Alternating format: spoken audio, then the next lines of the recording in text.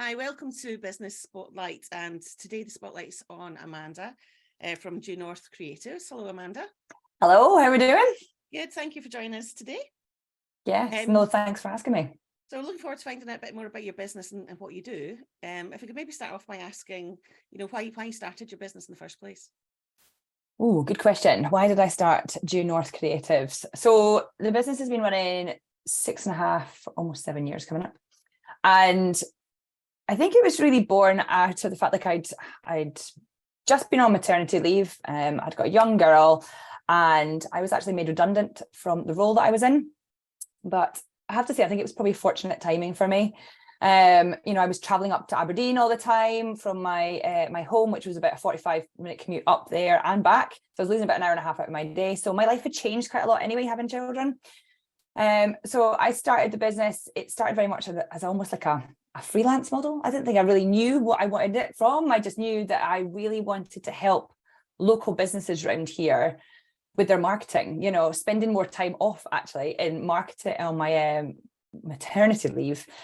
I kind of was aware that there were some amazing businesses on my doorstep, but they actually didn't know how to put themselves out there. It was almost like they were shy. They just didn't know the techniques or, the strategies and messaging to get out there. So I suppose I started my business because I saw the want of actually helping them to come out of their shell, to put forward, the great business that they had. And it's sort of grown from there, really.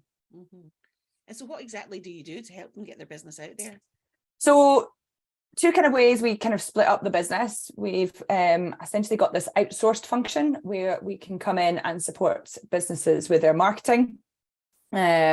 Where this could be anything from helping them with PR to video creation. It could be blog writing, you name it. Like it's the functions essentially that a whole wide marketing team might support a company with, where a small business, they're not going to be in a place where they can afford to take that all in full time. So we kind of come in as a plug-in team, supporting them to implement a strategy that we'll work together on designing. But clients also work with us a lot with their website designs.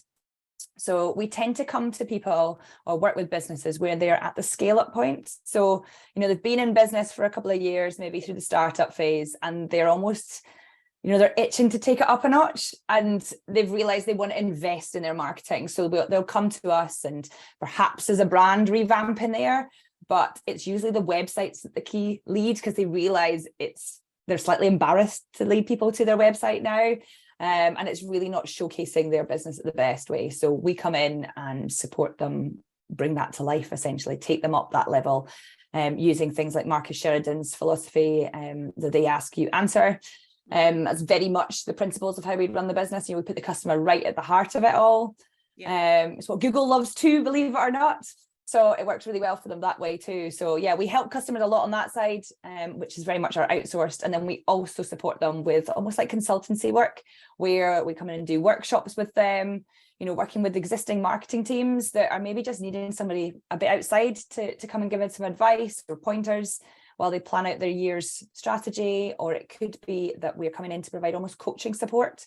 Mm-hmm. Quite often we find small businesses will take somebody in as an administrator, and then lo and behold, marketing is now their role. And, they don't have the knowledge or the framework to be able to take that on. And so we can come and help support them with some coaching support, be that our Navigator program, or it's maybe more one-to-one support.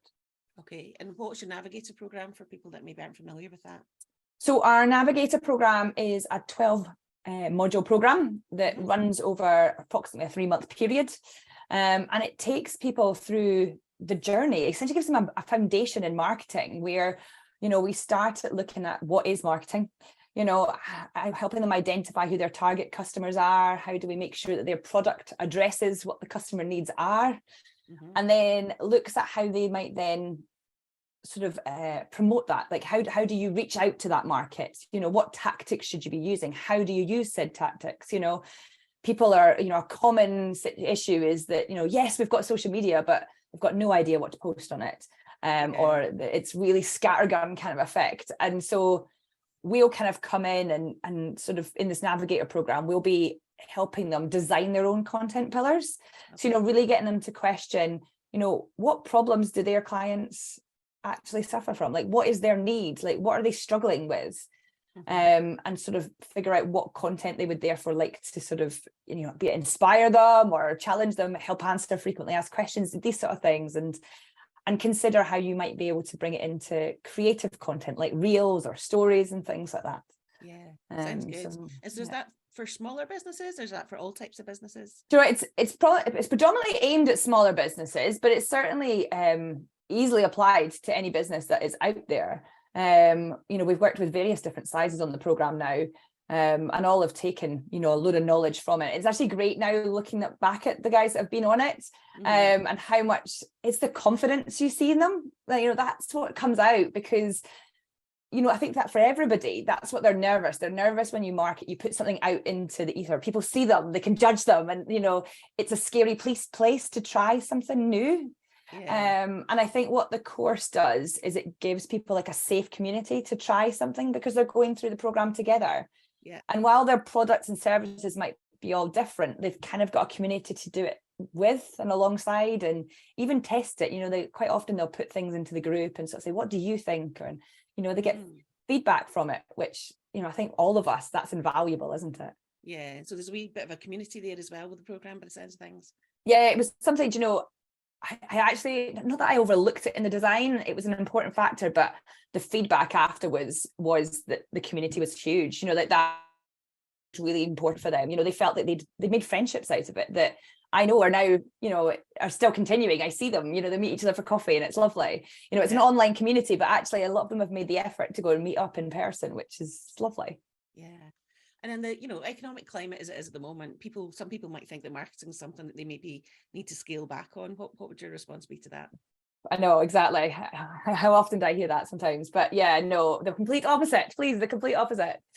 Because, if you stop investing your time more than anything in your marketing, how are you going to stand out in the marketplace? How are your customers even going to know you exist? We have to put ourselves out there. Yes, it can be tiring. Yes, it can be, you feel like sometimes you're knocking your head against a brick wall, but you've got to keep getting up. It's that consistency of showing up that makes the difference. I quite often use that whole PT, gym analogy for marketing, because you can't expect results if you go, in 1 week, turn up 3 times and then not come back for 3 months. Like, you're not going to get results. You're not going to get your beach body out of that. You're only going to get it from turning up 3 times a week, every week, and eating hell and everything else with it. It's the consistency that really does make the difference. So yeah, I think in times where it's just now where, many businesses are up against it, they're seeing energy costs going up. It can be quick to go, right, where can I cut? Right, marketing, that's the bit. But actually, no, like, you've got to see that you've got to invest, accumulate, and notice that a lot of it is your time. Think about where you're spending it. Take the time to look at what's working.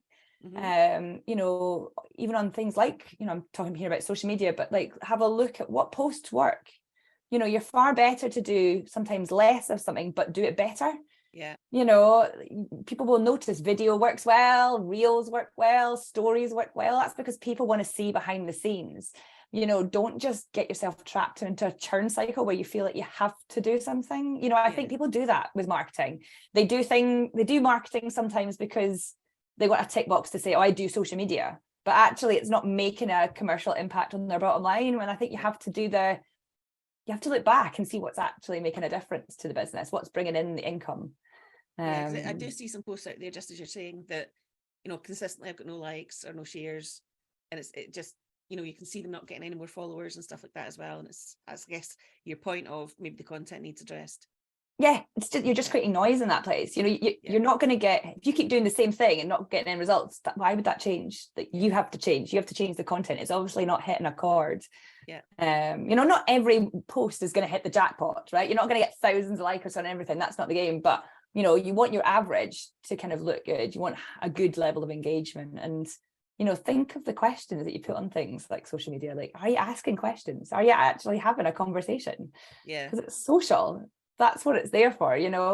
Think about how and when you use social media, you're probably sitting watching telly, or you're waiting for the kettle to boil or something like that. You're not on there scrolling to find out where can I spend my money if I'm in a business. You're looking on there for entertainment, or something you want to interact with. So you've kind of got to think about it from that customer point of view.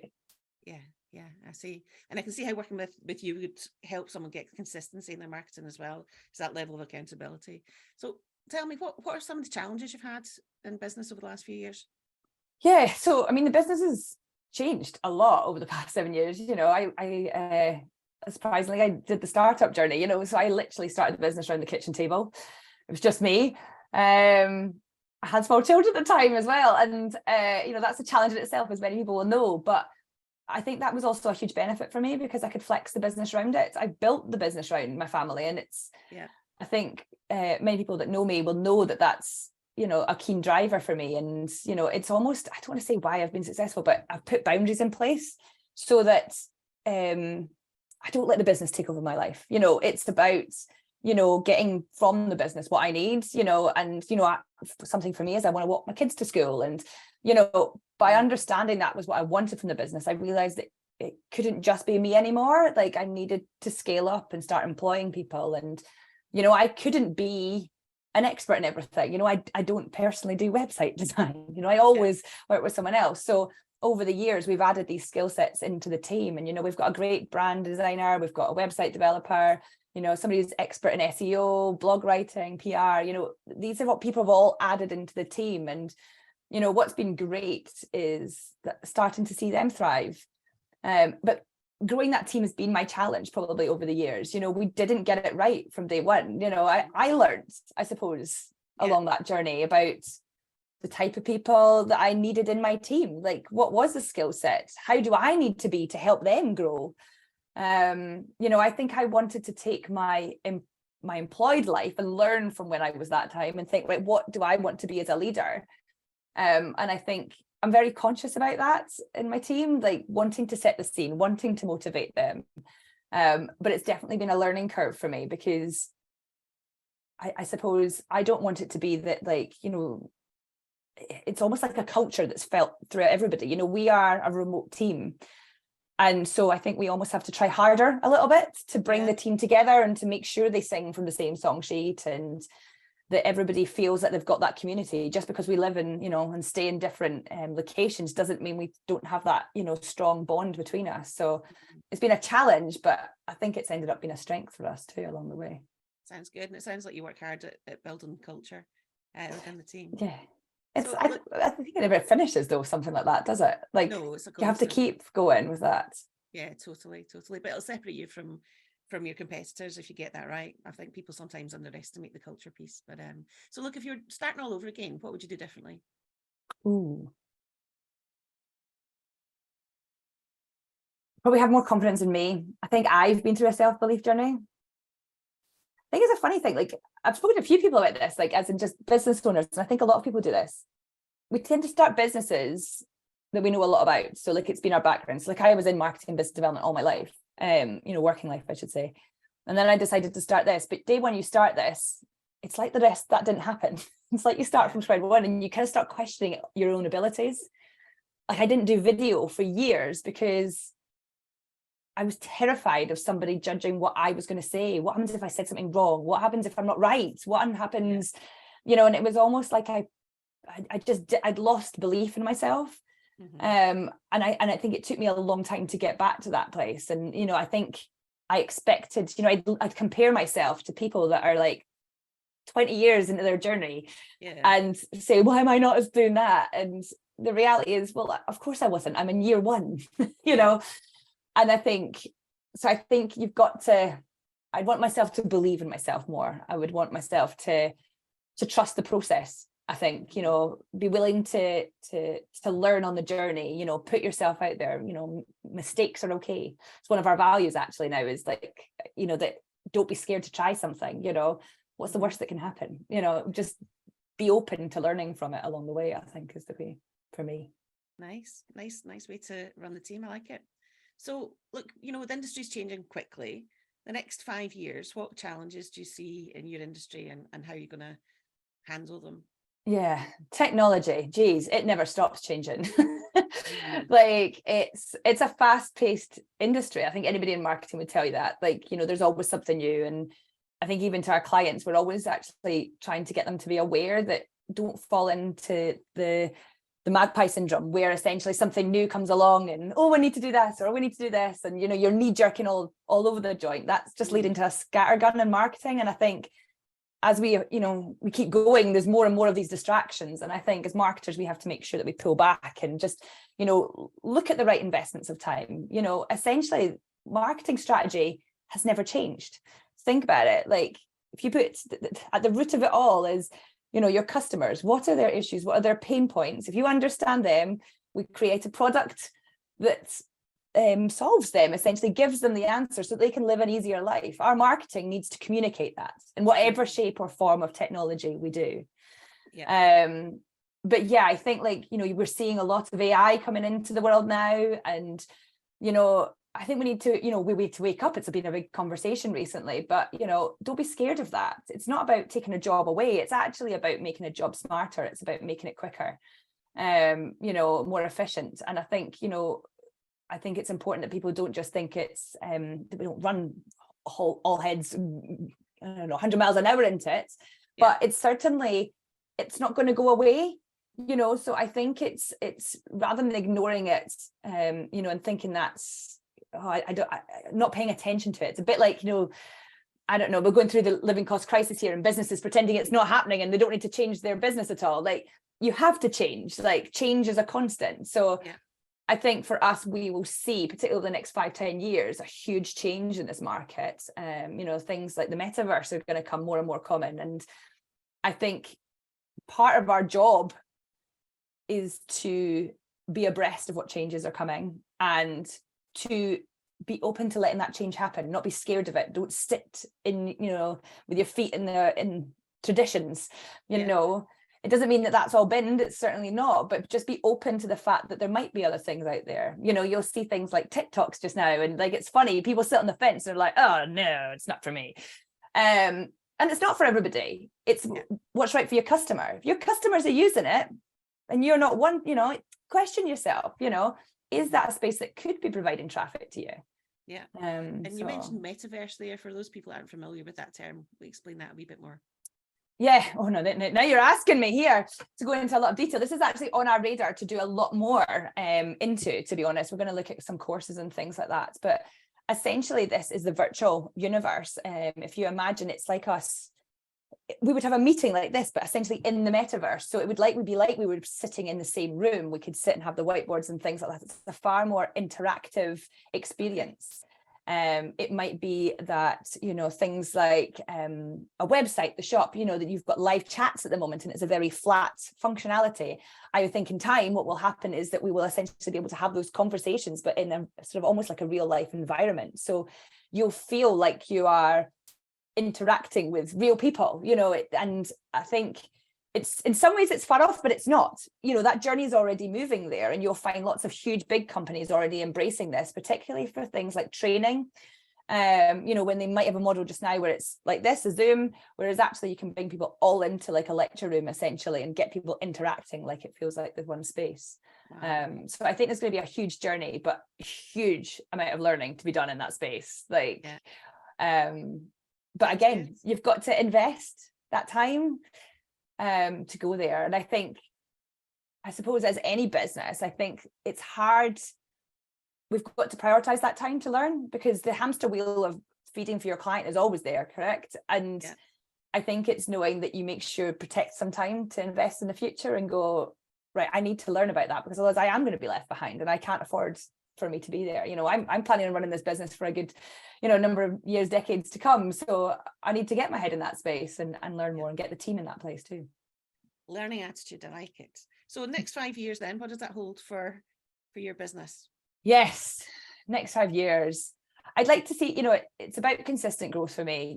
We've got a lovely, nice sized team. There's 7 of us just now. Yes, I'd like to see a bit of growth in that. I'd like to see us continue doing some brilliant outsourced work. I'm really proud of the stuff that we put out there. We've got some great partners that we work with. And you get a huge amount of pride out of that. So I'd like to continue that growth. I think we've got some real evidence of the quality and level that we can provide now. So I want to see more of that evolve. But I also want to see our consultancy piece grow. I'd like to see our programs evolving. You know, we all have so much to give, be that, you know, like coaching people on how to make reels. You know, we want to go into that space and actually give people the tools and confidence to do it in person, you know, and help them thrive. Like Due North is all about helping people essentially make marketing straightforward. You know, it's like a clear pathway as to what they need to do. You know, marketing seems really, there's so much you could do that it feels overwhelming. And then people get paralysis and don't do anything, or they just do a tiny bit of something. And I suppose what our mission is to do is to try and make that far easier for people, a lot more clarity. And I think, yeah, while we'll continue the outsourced function and continue to grow that in a very organic, you know, stable way, I think, you know, building up more proof, I'd like to see the consultancy piece evolve more and work with more small businesses and see their journey, you know, evolve through the next, you know, decade and things like that. So lastly then, Amanda, what inspires you? Or who? What or who? Do you know what? The instant thing that comes to my head is my family, and they're a massive part of my whole confidence piece. Like you know, Andy and the two girls, they both support me through so much. They're the ones that I get up in the morning for. And I think, you know, yes, I'm surrounded by loads of positive role models. I see lots of people in my, you know, networking events that I go to, you know, role models that we find online, to, you know, programs and stuff. But I think I want to be my best version because I want to be a role model for my kids. And it's about my kids, but also other business owners. Like, I know that sounds a bit grand and maybe a bit big, but I want to help others. And I think actually, if I can be my best model, like, you know, I don't know, I've got a legacy to lead. Like, I just feel like it's not just about having this huge, big, profitable business for me. Like, I just feel like it's more than that. Like, there's definitely a big giving back piece for me. So my family is very much at the root of that. I always remember, it's a bit cheesy, but I had a post-it once, and it was actually before I started the business, but it said, make the world a better place. And it's always stuck with me, like, as a memory. And I think, like, that's almost my ethos behind how we build the business and everything is, like, am I making a positive impact? How can I do this better? Very good. Family behind it. Yeah, family sounds good. Thanks, Amanda. Thanks for taking your time to tell us a bit about your journey and what got you here. And it's great to see how well you're doing. So thanks for being on the Business Spotlight. There'll be a link below in the comments with your contact details should anyone want to catch you for a chat. Or you also hang about on LinkedIn quite a lot, don't you? Yes, I do. Please, you know, link in with me. That would be fabulous. Always keen to speak to new people. Okay, so until the next time, thank you, and I'll see you in the next Business Spotlight. Fab. See you then. Bye.